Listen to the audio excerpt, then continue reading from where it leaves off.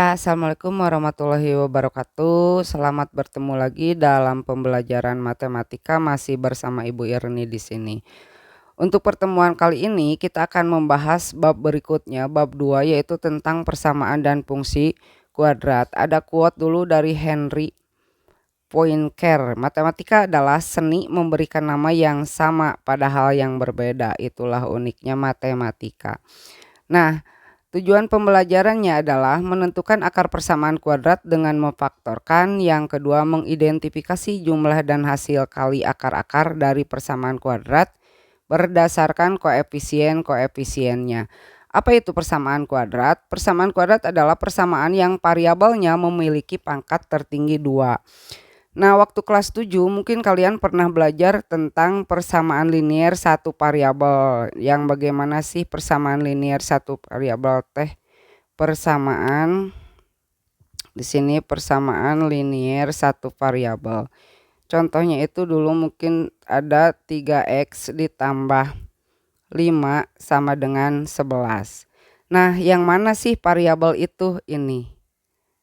Jadi X adalah variabel. Variabel itu bahasa lainnya adalah pengganti atau pengganti. Artinya diganti dengan X itu diganti dengan angka berapa sehingga hasilnya menjadi 11. Jadi X itu diganti oleh 2, maka dikatakan variabel itu adalah pengganti. Jadi kalau X-nya diganti dengan 2, di sini berarti 3 dikali 2 6 ditambah 5 sama dengan 11. Nah, kenapa persamaan linier di sini yang disebut dengan pangkat 1? Kalau persamaan kuadrat pangkatnya 2, begitu ya. Itu membedakannya. Ibu hanya mengulas ini materi yang kelas 7. Jadi bagaimana bentuknya? Nah, bentuk umum dari persamaan kuadrat itu ini. AX pangkat 2 ditambah BX ditambah C sama dengan 0. A-nya itu tidak boleh sama dengan 0. Kenapa tidak boleh sama dengan 0? Misalkan begini. Kalau A-nya ini adalah 0, berarti 0x pangkat 2. Nah, ini kan 0 dikali x pangkat 2 ini hasilnya 0. Sehingga nanti hasilnya BX ditambah C. Nah, kalau BX ditambah C berarti bukan kuadrat, maka bentuknya bukan persamaan kuadrat lagi. Itulah makanya A-nya tidak boleh sama dengan 0. Nah, sekarang mana sih koefisien?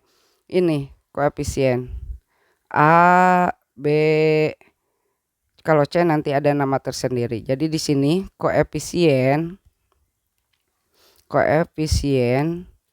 itu adalah yang A, B. Koefisien ini nanti bentuknya akan angka. Nah, yang mana yang variabel? Variabel itu adalah X, variabelnya itu. Ini X dan ini juga X. Hanya bedanya di sini ada yang variabelnya itu X pangkat 2 dan ada variabelnya X pangkat 1. Kalau yang pangkat 1 tidak kita tulis. Nah, yang C ini, yang C selanjutnya kita sebut sebagai konstanta. Arti dari konstanta itu adalah tetap atau konstan. Jadi bilangan yang tanpa variabel. Jadi bilangan tanpa variabel. Sendirian begitu ya. Itu jelasnya Ibu. Iya. Tanpa variabel. Bilangan tanpa variabel heureun ini goreng tulisan teh padahal ada saya abi teh.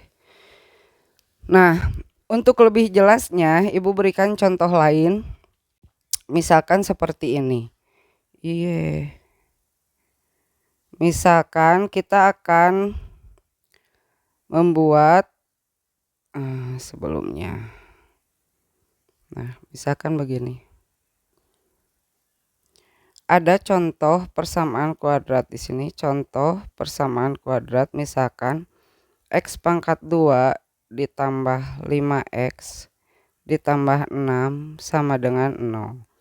Nah, sebetulnya tidak X saja sih gitu. Cuman Ibu memberikan contoh. Jadi variabel itu pengganti mulai dari A sampai Z begitu ya. Nah, di sini koefisien untuk X pangkat 2 itu artinya angka yang ada di depan variabel. Ini ada angkanya angka berapa? Angka 1. Hanya biasanya angka 1 itu tidak ditulis. Jadi kalau ditanyakan berapa koefisien untuk X kuadrat, jawabannya adalah 1. Jadi koefisien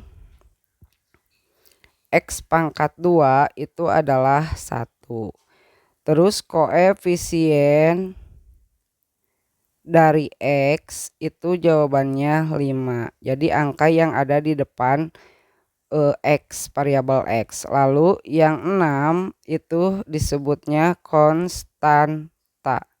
Jadi yang konstanta itu adalah 6, begitu ya. Nah, selanjutnya telengit gerak ya,